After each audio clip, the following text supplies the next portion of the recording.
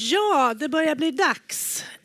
Hej och välkomna till vår första författarkväll här på Svenska Deckarfestivalen i Sundsvall i år. Det är jätteroligt att se er här allihopa. Jag heter Kerstin Bergman. Ni känner säkert igen mig, många av er, eftersom det är 8:e året som jag är moderator här nu. Och festivalen i sig firar 10-årsjubileum i år. Nu ikväll så kommer ni få träffa 13 stycken författare här. 3 av dem har vi med oss digitalt på länk och 10 finns här på plats. Och vi ska börja direkt med att både byta språk och förflytta oss till USA. Och ge en varm applåd för David Baldacci som är här med oss ikväll.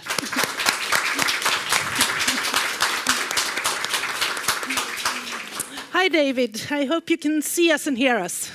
I certainly can. Hello. Hi. Good evening, I should say, or maybe good afternoon. Where exactly are you? I'm in Virginia, right outside of Washington, D.C. And you're in your home library, or where did we find you? Yes, it's all real. It's not a green screen. Okay. Looks great anyway. We're very happy that you're with us here. I'm just going to give the audience a quick introduction to you before we start talking. We have with us here American author David Baldacci. He has a background as an attorney, but has been a full-time author since the mid-1990s. His first crime novel, Absolute Power, was published in 1996, and it turned into an international bestseller and was adapted into a film the following year, starring Clint Eastwood and Gene Hackman. So not a bad start. And since then, David has written about 40 crime novels, primarily different kinds of thrillers, both standalones and different series. And additionally, you have also written some series for young readers. And I think all the novels actually that you have written have been published in Swedish. And most recently, we have seen the contemporary Atlee Pines series and the Aloysius Archer series, which is set in the mid-1900s. And since the most recent book to be published here is the 4th and final installment in your Atlee Pines series, a novel called Mercy in English, or Rättvisa före nåd in Swedish, I thought we should mainly focus on the Altipine series tonight. And I started out by saying that you write thrillers, but I noticed a Swedish reviewer who recently called your first Aloysius Archer novel an homage to the classical American hardboiled novel. And even though the Altipine series has a more contemporary setting, I think this description still has its relevance also to the Atlee Pine novels. How would you yourself describe the Atlee Pine series from a genre perspective? Yeah, I'm one who really, I hate to put myself in a genre box and sort of be labeled as one type of writer and that's it. I never go into a book thinking it's going to be one type of genre. I'm just trying to write a really good story. And I think the Atlee Pine series has thriller-esque elements to it. It's also very much a detective story. She has a mystery she's trying to figure out. There are clues and crimes and people she's trying to catch and punish. But at bottom, I think any book that I try to write, you have to have compelling characters in the novel. I could write a really cool plot, and if I don't have really interesting characters, nobody's going to care. No. They don't care whether they die. So you have to spend a lot of time with the characterization. But the Aloysius Archer series, I love noir of the 1940s and 1950s. I'm a big Raymond Chandler fan and Ross MacDonald fan, and that's sort of my homage. And I'm continuing to write those types of books because, I've been doing this a long time, and you just have to get out of your comfort zone. Don't write the same thing over and over again. You got to get out and challenge yourself and scare yourself sometimes as a writer. And Atlee Pine herself, she's an FBI agent, but she also has a very strong personal agenda as she's trying to locate her missing twin sister who was kidnapped when they were only 6 years old. How would you describe Atlee Pine, and how did she come into existence? How did you decide to write about her? I know a lot of women who were in law enforcement, federal law enforcement. In fact, I wrote about an organization called WIFL in my series because Michelle Maxwell was a former Secret Service She belonged to WIFL. WIFL stands for Women in Federal Law Enforcement. And so the head of that organization called me after the book came out and said, "Hey, you're the only writer I know of that's ever mentioned WIFL in a novel. Would you like to come and give the keynote to our conference?" So I went to DC, and there was me. I was the only guy there. It was 500 women. All of them had guns. I've never been that intimidated in my life. And so I understand. I know a lot of female agents, in that world, and I understand how hard it is. It's a male-dominated arena still, and the women have to work 3 times as hard to get to the same level as the men do. And I wanted to have a female agent sort of and let the world know about that process and about the prejudices that come along with it, and how hard she had to work in order to make her way in that world. I always write about strong, independent women. That's all I know. I've never met a damsel in distress in my entire life. Never have at all. And so I like writing about women that I know about, and they're strong, they're independent, they work really hard, and they can get things done. And Atlee Pines sort of represents all of that. She's a great detective. She's a great investigator. She's very dedicated. But she's got a lot of family baggage too. The loss of her twin sister all those years ago has been the defining moment of her life. And because of that, she's never going to have closure until she finds out what happened to Mercy. Tomorrow I will be talking to Andrew Child, and so I just read his and Lee Child's latest Jack Reacher novel, which made me realize that Atlee Pine has actually a lot in common with Jack Reacher, which surprised me. They're both very tall, they're loners, they're strong fighters, and they don't always play by the rules, but they still have this really good moral compass. Who do you see as Atlee Pine's most important fictional forerunners? For me, I wanted to create a character that was flawed. Again, I've never met a perfect person in my life. I think it would be very boring to write about a person like that. So with every character that I create, whether it be like an Amos Decker, my memory man, or John Polar, who's in the military, or an Atlee Pine, you have to give them a reason to get out of bed every day other than what they do for a living.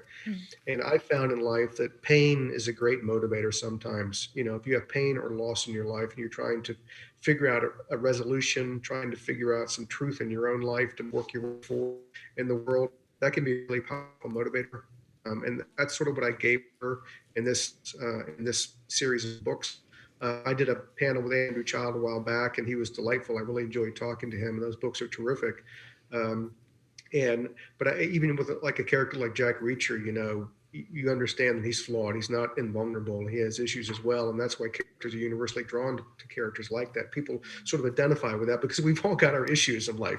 We all have our problems, things like that. So we want to see other people having those same type of issues and seeing them work them through them successfully. So really, that's how I developed Atlee Pine's character. It's been a long journey, 4 books. And I tried to be very honest with the readers up front. The very first title, at least in America, was Long Road to Mercy. And it was going to be a very long road to mercy. So now we're there. Yeah. Just to explain to the Swedish audience here, Mercy is the name of her twin sister. And then mercy is also a word in English. But it wasn't translatable, I think, completely. So that double meaning. So that's why they have different titles in Swedish. As you said, the thriller genre is often said to be written by men, for men, about men. But this series has a lot of important women, and not only Atlee Pine, but also we have in the third novel, we have both Elle Kane and Britt Spector, who are really strong characters. And let's see what my question was here, really sorry. Do you see in general a fundamental change in the genre in terms of gender, that we are getting more strong women or?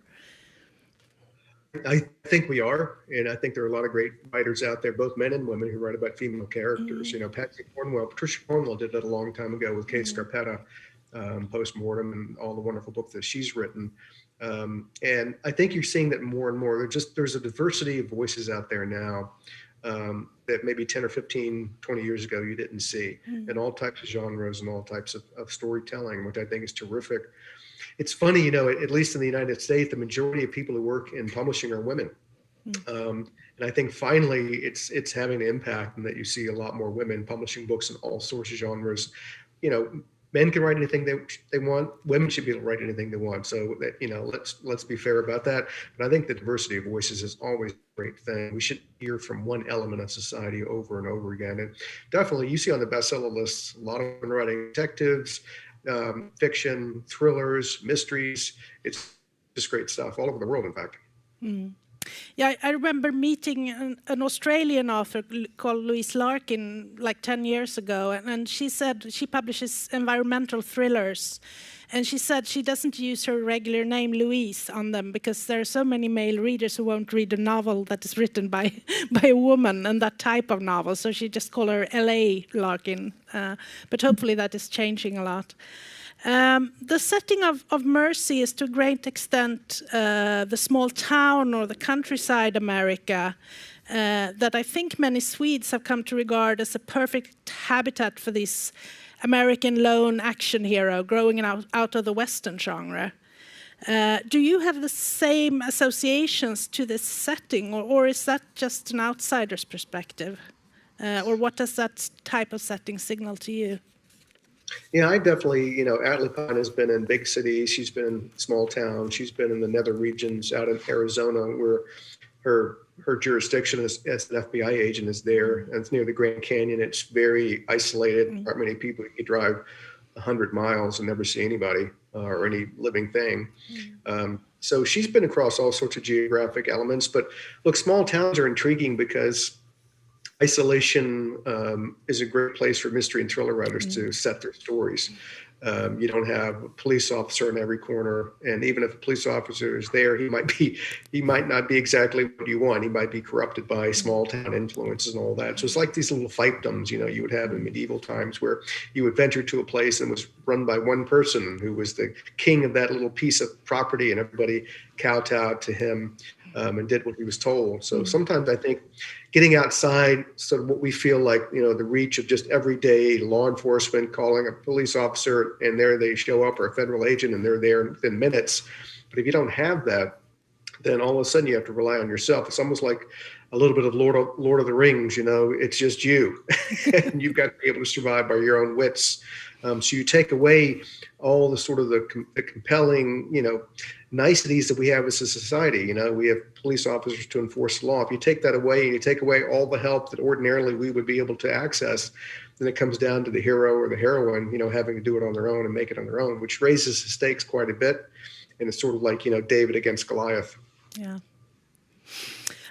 You're an extremely productive writer. As I said, initially you published about 40 novels, and on top of that, a lot of books for young kids. Do you have any specific writing secrets or recommendations to those of us who still haven't published 40 novels? You know, it's probably the best advice I have is to writing a novel is a long road. You know, it's a lot of work. And so you really have to make sure that you're writing about something you're actually interested in. That may sound like very intuitive. Of course, why wouldn't I? But you find so many times people will chase trends, you know, like when Jurassic Park came out, I can tell you that every script proposal and every book proposal had dinosaurs in it. I don't care. It could have been a romantic comedy and you'd have a T-Rex running down the middle of the hallway. It's like, this is crazy stuff. Or when the Da Vinci Code came out, everybody was writing code books and code scripts because that's what they thought was hot and would sell. That's not going to give you the creative to really write a compelling novel because you're not interested in the subject matter. You're just trying to make some money. So I would say don't necessarily write what you know a lot about.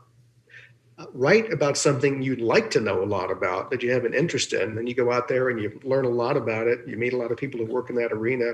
And all of a sudden your prose gets better, your plots get better, your characters get more vivid, and your creative tank doesn't run out halfway through.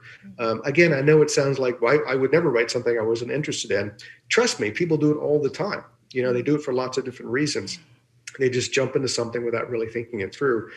But if you're really passionate about something, I wrote a book last year. Well, actually, it was earlier this year. I was riding my bike and I had an idea for this thriller, and I was so incredibly pumped and immersed, and it unspooled out of my head. That I wrote it in 2 months. It'll be out next year. It's totally new character, new setting and all that. But I was so incredibly excited about it, and had thought a lot about it, and just went ahead and wrote the story. So those moments can arise too, but the best advice I can give is just take your time to really make sure you want to write this story. Because the last thing you want to do is write 200 pages, run out of gas, nowhere to go. You throw it in the trash and you never pick up your pen or your computer again. That would be a loss for everybody. So take your time. I think that's really good advice. So our time is almost up here, but after publishing all these novels and lots of different types of novels and lots of different protagonists, what goals do you see ahead for yourself as an author? What more do you aspire to accomplish? For me, every day I get up and I'm able to write is just a free day. You know, it's a day that I get paid to make stuff up. You know, it's kind of a cool thing, actually. So my job as a human being and as a writer is to just every day learn something every day that I didn't know before. What really drives my creative process and the ideas that I come up with is I'm just a knowledge sponge. Every day I'm reading, listening, watching, and my creative tanks get filled up again. I have a lot of knowledge across a broad spectrum of different areas. And once you have that, all of a sudden you can pick and choose between all these different pots of knowledge and put together really compelling stories. So my job is just to keep really motivated. I write about life. I write about the real world. I write about people. So my job is to embrace all of that. I don't walk around outside every day staring at this thing. I just don't. Because that means you're missing out on all the possibilities of stories. Because let me tell you, I've written stories that came to me because I watched somebody walk around a corner and I wondered who they were going to meet, or a bus passed by with somebody in it carrying a package and I wonder what was in the package. You miss those opportunities, they don't come back again. So I think for any writer, the best attribute you can have, aside from the writing process itself and having the discipline to do that, is to be ever curious about the world around you. I think that sounds like excellent advice. And thank you so much for taking the time to talk to us. And thank you for that. Thank you very much. Have a good day.